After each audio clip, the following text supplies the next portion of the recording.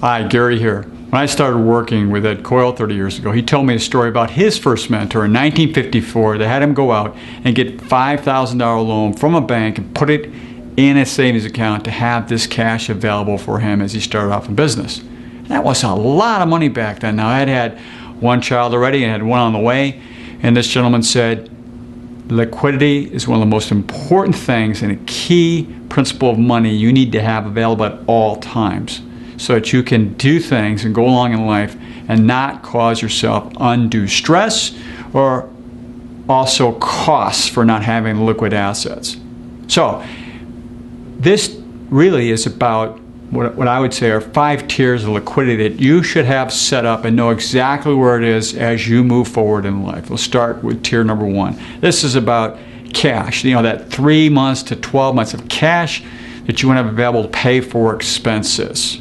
That would be checking and savings and money market and short-term bonds. Tier 2, this is the next level you go to, and this is really home equity line of credit on your home. The cash pay life insurance, where you can borrow from that for a cost. And then 401k, where you can borrow from it, but you pay the interest back to yourself.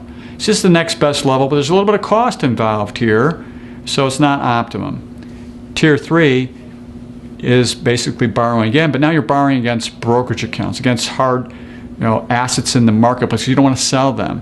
And you can collateralize them at the bank. They'll do that as well. Again, there's a little more cost involved here, but it's better than having to sell those assets, which is tier 4. Yeah, you can sell stocks, you can sell long-term bonds, you can sell exchange traded funds, all these other ones, but the market's down 10, 20, 30%. That's not optimal. There's a big cost there.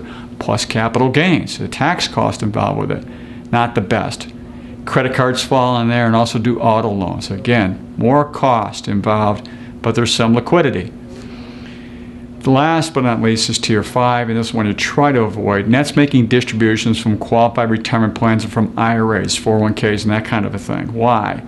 Under age 59 and a half, there's a 10% penalty in ordinary income. You can look at half of that money going away, not to mention the costs if also the markets are down as well. It can really be a huge damage to your overall investment portfolio.